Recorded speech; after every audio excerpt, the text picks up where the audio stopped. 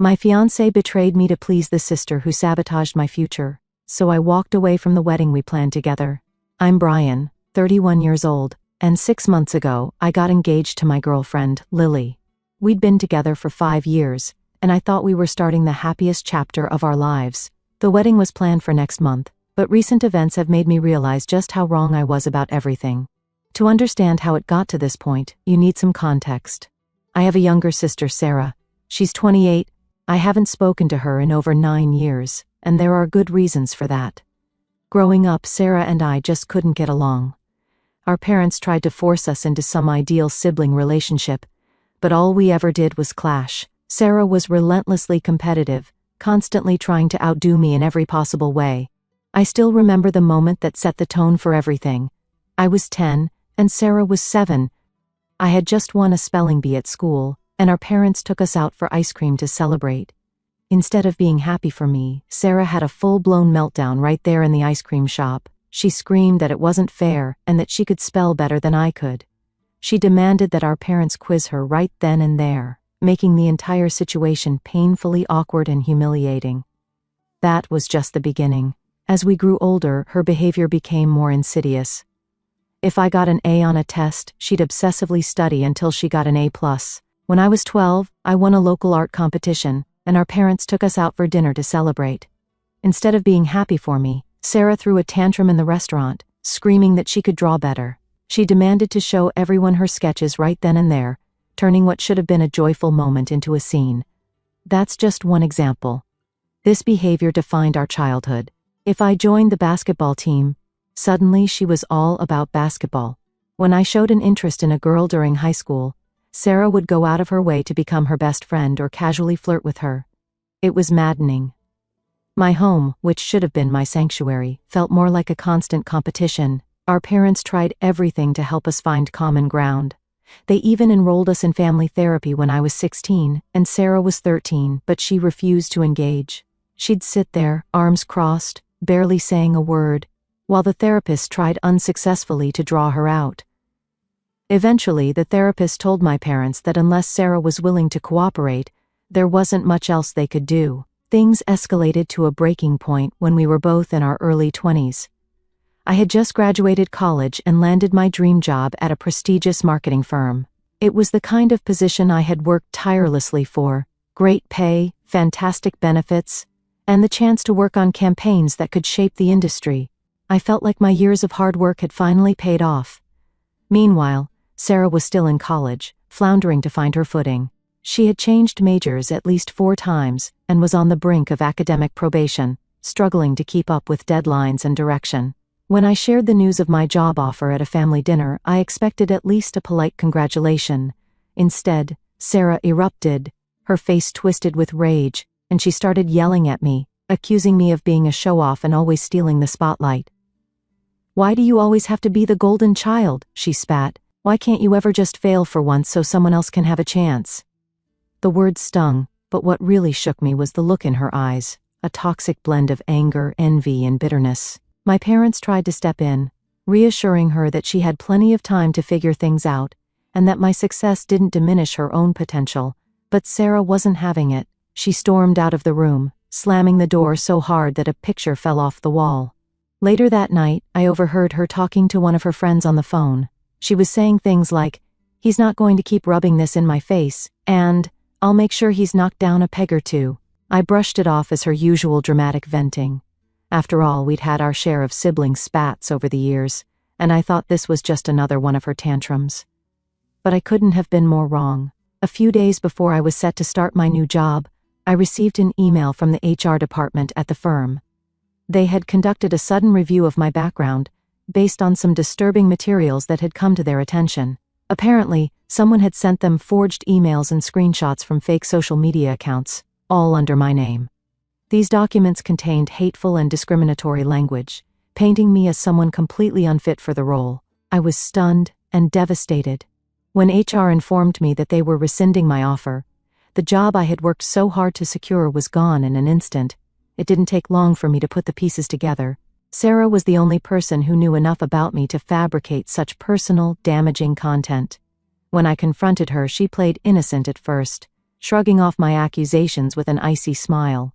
But when I pressed harder, her facade cracked.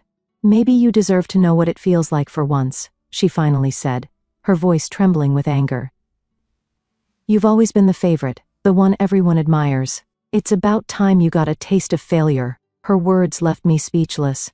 My own sister had deliberately sabotaged my future out of jealousy and spite. It wasn't just a betrayal, it was a declaration of war. But then she broke down and admitted everything. She'd made the fake accounts, forged the emails, and destroyed my reputation, all because she wanted me to fail at something. There was a twisted pride in her voice, as if she'd finally won some warped competition. I was crushed. This was beyond sibling rivalry. This was a deliberate act of sabotage by my own flesh and blood. I told her I never wanted to see or speak to her again, and walked out of the house. That day, I crashed on a friend's couch while I tried to figure out how to pick up the pieces of my life. In the years that followed, I cut all contact with Sarah. My parents still saw her occasionally, but they knew better than to bring her up around me. Rebuilding my career was an uphill battle. I had to start with a lower-paying job and claw my way back up, but I eventually made it. Now, I have a great job, supportive friends, and until recently, I had Lily. When I met Lily 5 years ago, it felt like everything was finally falling into place. She was kind, funny, and understanding. On our 4th date, I told her everything about Sarah. She listened and sympathized, saying that family relationships could be complicated, and that she respected my decision to cut ties. I made one thing crystal clear: Sarah was not to be a part of my life, especially not at my wedding. At first, Lily seemed to understand, but as we got deeper into planning the wedding, things started to shift. She kept bringing up Sarah, suggesting that maybe it was time to forgive and forget. Every time, I shut her down. The thought of seeing Sarah again made my stomach turn. This was supposed to be the happiest day of my life, and having Sarah there would turn it into a nightmare. Lily would drop the subject for a while, but I could tell she wasn't happy. It all came to a head last week when we were finalizing the guest list. Lily brought up Sarah again, and this time, she refused to back down. I remember the exact moment things unraveled. We were sitting in the living room, the guest list spread out on the coffee table between us. I was already exhausted from a long day at work, and the last thing I wanted was to rehash the same argument we'd been circling for weeks. But Lily was determined. "Brian, I really think you should reconsider inviting Sarah," she said, her voice soft, as if she were trying to ease me into it. "She's your sister. Don't you think it's time to forgive and move on?" I clenched my jaw. This wasn't the first time she'd said those words, but for some reason, they hit me harder this time. Maybe it was the way she looked at me, her eyes full of hope and concern. Or maybe it was the weariness I felt from constantly shutting her down. Either way, the words landed differently that night. "Lily, we've talked about this, it's not happening. Having her there will ruin everything. You know what she did to me," I said. Lily sighed, her frustration barely hidden. "But it was years ago. People change. Maybe she's different now. Maybe she regrets it." I felt the familiar anger bubbling up. Regrets it? She destroyed my childhood, my career, my reputation. She knew exactly what she was doing. How do you just regret something like that? Her eyes searched mine, looking for some flicker of compromise. "I'm not saying what she did was okay. I just think maybe she deserves a chance to make it right." I stared at her in disbelief. "Why are you pushing this? Why does she deserve a chance to be at our wedding?" Lily's face hardened. "Because family is important, Brian. I can't imagine cutting someone off forever." The words stung more than they should have. "Family? You think this is about some petty grudge? She didn't steal my toys or read my diary. She sabotaged my entire life. I had to rebuild everything from scratch because of her." She shook her head, her voice growing sharper. "You're being stubborn. You're punishing her for a mistake she made when she was young." "That did it," I snapped. "A mistake? Do you know how humiliating it was to lose that job? To have my name dragged through the mud because my sister couldn't stand that I was doing well? That's not a mistake, Lily. That's cruelty." She crossed her arms and looked away. "Maybe she's grown. Maybe she wants to apologize. And maybe I don't care," I shot back. "She made her choices, and I made mine. I told you this was a boundary for me. If you can't respect that, then maybe we shouldn't be getting married." Lily's eyes widened in shock. I could see the hurt spread across her face like a shadow. "You're seriously saying that over this?" she said. "Yes," I replied. "Because it's not just this, it's about trust. You're supposed to be on my side, Lily. You knew how much this meant to me, and you're still trying to push me." We sat there in silence, the weight of my words hanging in the air. I could feel my heart pounding. Every beat a painful reminder of how far we'd fallen from the happy couple we were just months ago. Lily whispered, "I thought you'd understand. I thought love meant forgiveness." I shook my head, my voice barely audible. "Love also means respect, and I can't respect someone who won't respect my boundaries." She didn't say anything after that. She just sat there, her eyes glossy with unshed tears. After what felt like an eternity, she stood up and walked out of the room. I sat there alone, staring at the guest list, the names blurring together as my vision grew misty. The next day, things were tense. Lily barely spoke to me, and when she did, it was with clipped, polite sentences. I couldn't stand it. This cold, distant version of her was worse than any shouting match. It felt like a wall had gone up between us, and neither of us knew how to tear it down. I kept telling myself it would blow over.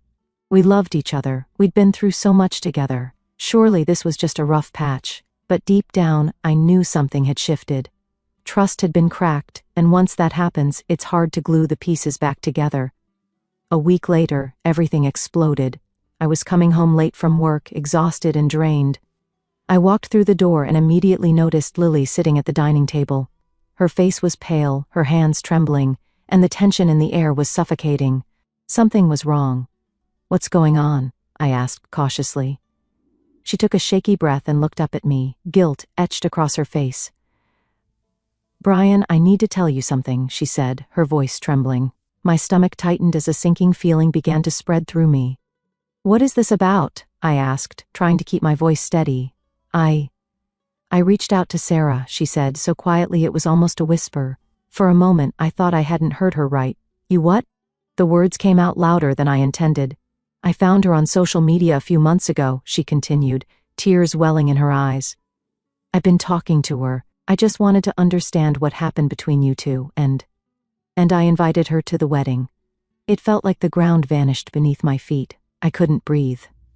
My head buzzed with a dull, deafening roar. "You invited her?" My voice was barely controlled, trembling with disbelief. "I'm sorry," she sobbed. "I thought it was the right thing to do.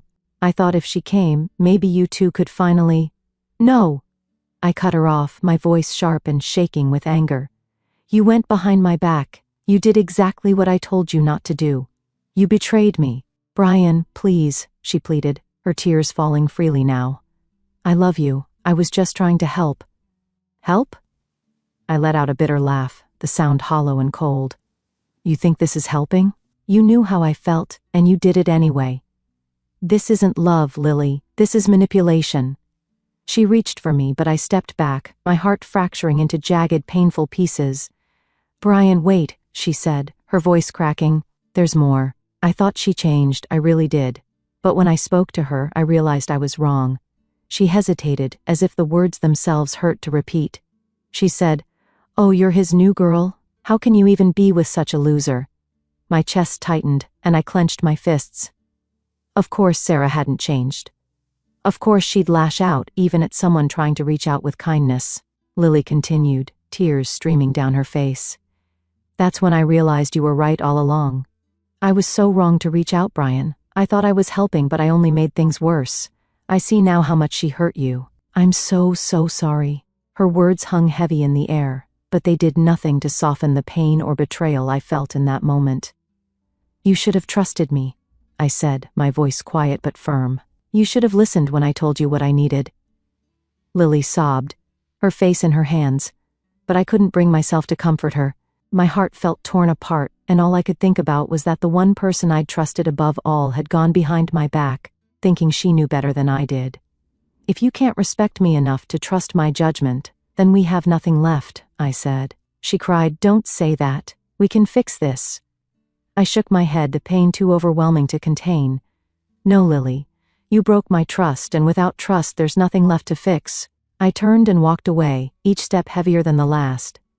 The air between us felt final, like a door slamming shut on the life we'd built together. I knew it was over, and it hurt more than I could ever put into words. The silence in our apartment was suffocating after the fight. I spent the night in the guest room staring at the ceiling, replaying every word we'd exchanged. My mind felt like a storm I couldn't escape. Sleep didn't come. Only an endless loop of anger, betrayal, and heartbreak. In the cold light of morning, the weight of everything settled on my chest. I could hear Lily moving around, the muffled sounds of her packing. I didn't need to ask what she was doing. I knew the life we had built over 5 years was coming apart. And again, because of Sarah. Neither of us could stop it. When she finally walked out of the room, her suitcase in hand, our eyes met. Her face was streaked with tears, but there was a quiet resolve in her expression. "Are you sure this is what you want, Brian?" she asked, her voice barely above a whisper. I swallowed hard, my throat tight. "No, Lily, this isn't what I want, but it's what you've left me with." She nodded, wiping her eyes with the back of her hand. "I never meant to hurt you," she said. "I know," I replied, my voice cracking, "but that doesn't change what you did." We stood there for a moment, the air between us heavy with everything left unsaid. Then she turned and walked out the door. The sound of it closing behind her was a finality I wasn't ready for. I sank onto the couch, the emptiness of the apartment pressing in on me. It felt like the walls were closing in, the silence deafening in its finality. The next few days were a blur. I called off the wedding, officially canceling the venue, the caterers, and the florist. Each call felt like another stab to the heart, like I was dismantling a dream piece by piece. The reactions were mixed. My friends tried to be supportive, though some of them clearly didn't understand. Lily's family, on the other hand, made no effort to hide their anger. Her mother called me a heartless monster, accusing me of throwing away a perfect relationship over petty sibling drama. Her brother, who I used to be close with, sent me a long, bitter text, telling me I was making the biggest mistake of my life. I stared at the screen, feeling numb. They didn't know the full story. They didn't understand how deep the hurt went. In the middle of all this, my own family decided to weigh in. My parents called me relentlessly, leaving voicemails that ranged from pleading to guilt-tripping. My mother's voice was shaky and tearful. "Brian, please, this could be a chance to heal the family. Don't let this tear everything apart." But it wasn't me who had torn everything apart. It was Sarah, and now Lily. The people who were supposed to protect me and stand by me had crossed lines I couldn't forgive. One evening, after a long day at work, I came home to an email from Sarah. I almost deleted it without reading, but curiosity got the better of me. The subject line simply said, "I'm sorry." The email was long, filled with apologies and explanations. She wrote about how she'd spent years in therapy, trying to understand her jealousy and resentment. She admitted that what she did to me was unforgivable, but claimed she was a different person now. She wanted to reconnect, to make amends, to be a sister to me again. I stared at the words on the screen, feeling nothing but exhaustion. Was I supposed to believe that a few years of therapy could erase the pain she'd caused? Could it undo the damage of losing my dream job, the embarrassment, the years of struggle to rebuild my career? The scars ran too deep. I closed the email without responding. I spent the following weekend alone, trying to process everything. My mind kept circling back to Lily. I missed her, the way she'd laugh at my dumb jokes, the way her eyes sparkled when she talked about her passions. But I couldn't shake the feeling that the trust we'd had was gone. It wasn't just about Sarah, it was about Lily choosing to ignore something I'd made clear from the start and doing exactly the opposite to prove a point. I went to play basketball, trying to sweat out the frustration. I lifted until my legs burned, focusing on the physical pain instead of the emotional one. Afterward, I sat in my car, drenched in sweat, staring out the windshield.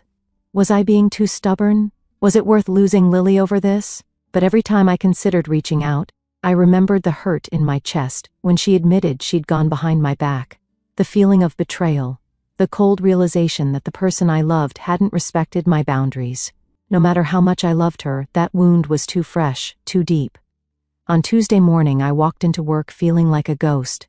My boss, a no-nonsense woman named Ashley, pulled me aside. She'd always been supportive, and today was no different. "You doing okay?" she asked, her voice softer than usual. I forced a smile. "I'm getting there." She nodded, studying me for a moment. "Sometimes standing your ground is the hardest thing to do, but it's worth it."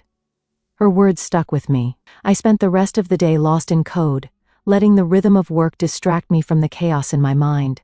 By the time I got home, the apartment felt emptier than ever, but for the first time in days, I felt a small sense of peace. I had made the right choice. It didn't make the pain any less real, but at least I hadn't compromised myself. That night, I deleted Sarah's email. I didn't need to read it again. I knew my answer. In the days that followed, life moved on, but it felt like I was standing still. The apartment, once filled with warmth and laughter, now felt cold and hollow. Lily's absence was a constant ache. Her side of the closet was empty, the bathroom shelves half bare. I kept catching myself expecting to see her, hearing her voice in the quiet moments, only to be reminded that she was gone. I threw myself into work, using the long hours and challenging projects as a distraction. But no matter how busy I kept myself, the weight of everything lingered. The betrayal, the shattered trust, the future that had slipped through my fingers. All of it followed me like a shadow. Then came the call from my parents. My phone buzzed late one evening, and for a moment I considered ignoring it, but something made me pick up. "Hi, Mom," I said, my voice flat. "Brian," she said, her tone cautious. "Please come to dinner this weekend. We need to talk." "I don't think that's a good idea," I replied, exhaustion seeping into my words. "Please," she pleaded, "it's important." Against my better judgment, I agreed. Maybe some part of me still hoped they would understand, that they'd finally see my side of things. But deep down, I knew I was setting myself up for disappointment. Saturday evening came, and I drove to my parents' house, my stomach in knots. The memories of my childhood home felt different now, tinged with a sadness I couldn't shake. As I walked up the steps, I took a deep breath, bracing myself. The door opened, and my mom greeted me with a forced smile. "I'm so glad you came," she said softly, pulling me into a hug that felt more like a plea than comfort. I stepped inside and immediately sensed something was off. The air felt heavy, like a storm was about to break, and then I saw her, Sarah, sitting at the dining table. Her eyes met mine, wide with something that almost looked like regret. A cold wave of anger rushed through me. "What is she doing here?" I demanded, my voice shaking. "Brian, please," my dad said, his expression pained. "We just want to help you make peace." "What is wrong with everyone? You did this behind my back," I said, the betrayal hitting me like a punch to the gut. "You ambushed me," my mom's eyes filled with tears. "We thought if you two just talked, you could finally heal." I shook my head, my hands clenched into fists. "You don't get it, you never have." Sarah spoke up, her voice trembling. "Brian, wait, I just want to apologize." Her words fell on me like empty noise. I turned to my parents, bitterness rising in my throat. "You're still trying to fix something that's broken beyond repair. You can't force this." My dad's voice cracked. "We just want our family back. This is your family now," I said, my voice hard, "where trust doesn't matter, where betrayal is swept under the rug." I turned toward the door, the weight of finality heavy on my shoulders.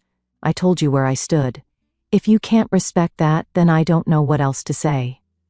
I walked out, my heart pounding in my ears. My mom's sobs followed me down the steps, but I didn't look back. The cold night air hit my face, and for the first time in a long time, I felt clear. The lines had been drawn. I didn't cross theirs, and I wouldn't let them cross mine. That night, I sat in my car for a long time before driving home. My phone buzzed with texts from my parents, Sarah, even Lily. They probably even told her about this. I ignored them all. I wasn't ready to respond, to explain myself again, to justify my pain. I'd done that enough. When I finally got home, the emptiness of the apartment no longer felt suffocating. Instead, it felt like space I could breathe in. I was tired of holding on to relationships that hurt me, of trying to fit pieces together that no longer matched. I spent the next few days in quiet reflection. I knew I had burned bridges that couldn't be rebuilt, but there was also a strange sense of freedom in it. I wasn't carrying the weight of others' expectations anymore. I wasn't obligated to forgive someone who hadn't earned it. One evening, I decided to meet up with some friends. They'd been worried about me, and I figured it was time to step out of the shadows. We went to a small bar downtown, the kind of place where the music was low and the conversation could flow. As I sipped my drink and listened to their laughter, I realized how much I had isolated myself. The world hadn't ended because my engagement did. Life kept moving, and so could I. Later that night, as we were leaving, my friend Sam clapped me on the shoulder. "You did the right thing, man," he said. "It takes guts to stand up for yourself." I nodded, a small smile forming. For the first time I believed it. Standing my ground had cost me, but losing myself would have cost more. The next morning, I went for a walk along the beach. The waves lapped gently at the shore, and the morning sun reflected off the water in shimmering golden hues. I took a deep breath, letting the salty sea air fill my lungs. There was still hurt, still loss, but there was also hope. I was finally free to build a life where my boundaries were respected, where I didn't have to compromise my peace for the sake of someone else's idea of family. I didn't know what the future held, but for the first time in a long while, I was okay with that. One step at a time, I would figure it out. The days stretched into weeks, and life settled into a new rhythm. I wasn't the same person I'd been before the breakup, but I was starting to feel more grounded. There was a strange peace in the quiet, in the simplicity of focusing on myself. It felt like I was slowly rebuilding the foundations of my life, not for anyone else, just for me. I spent more time with friends, people who accepted me for who I was. We explored hidden trails through the coastal cliffs, sat around bonfires on cool evenings, and shared stories that reminded me what real connection felt like. These friendships were honest, untainted by expectations or betrayal. They gave me the strength to keep moving forward. At work, things were steady. I threw myself into projects, taking on challenges that pushed me to grow. My boss, Denise, noticed the change in me. One day, she pulled me aside after a meeting. "You've been doing great, Brian," she said, a smile on her face. "I can see the focus in you. Keep it up." I nodded, feeling a spark of pride. Her words reminded me that despite everything, I was still capable, still driven. My past hadn't broken me, it had forged me into something stronger. One weekend I decided to clear out the apartment. It was time to let go of the things that tied me to what used to be. As I went through the drawers and closets, I found remnants of my relationship with Lily. A stray earring, an old movie ticket stub, a half-written grocery list in her handwriting. Each item carried a memory, a flicker of what we had. But instead of drowning in nostalgia, I let each one go. I placed them in a box, sealed it, and set it aside. Letting go didn't mean forgetting. It meant choosing to move forward without the weight of what could have been. The apartment felt different, cleaner, lighter. It was finally my space. I rearranged the furniture, added a few plants, and hung up new artwork. These small changes made a big difference. The space felt like a reflection of who I was now, not who I used to be. One evening, as I cooked dinner, a new hobby I was slowly getting better at, my phone buzzed. It was a text from my mom. "We miss you. Please talk to us when you're ready." I stared at the message for a long time. The hurt from the dinner ambush still lingered, but I also knew my parents weren't bad people. They just didn't understand the depth of my pain, the boundaries I needed to protect myself. I didn't reply right away. I needed more time, and that was okay. Healing didn't have to be rushed. A few weeks later, I was at a rooftop party in downtown Austin when I met someone new. Her name was Emily. She had an easy smile and a way of making conversation feel effortless. We talked about everything, from favorite books to road trips to the best barbecue spots in Texas. She didn't pry about my past or ask questions I wasn't ready to answer. She just enjoyed the moment with me. That was refreshing. I didn't need to explain myself or defend my boundaries. I could just be. As the sunset turned the sky shades of orange and purple, Emily turned to me and smiled. "Feel like grabbing a milkshake?" she asked. I chuckled. "Sure, as long as I don't have to sing karaoke." She laughed, and in that moment, I felt a warmth I hadn't felt in a long time. It wasn't the rush of falling in love, it was the quiet comfort of knowing that maybe, just maybe, new beginnings were possible. That night, as I walked back into my apartment, I realized something. I wasn't over everything that had happened. The scars from Sarah's betrayal and Lily's broken trust were still there, but those scars didn't define me. They were just part of my story. I was stronger now, more aware of what I needed and deserved. I knew that I couldn't control other people's actions, but I could control how I responded to them. And for the first time in a long time, I felt at peace with my choices. I stood by the window, gazing out at the Austin skyline. The world was still moving, and so was I. The path ahead was uncertain, but I wasn't afraid. I had boundaries, self-respect, and a clearer sense of who I was. Sometimes, standing your ground means losing people you love, but in the end, it also means finding yourself. And that's a trade I was finally willing to make.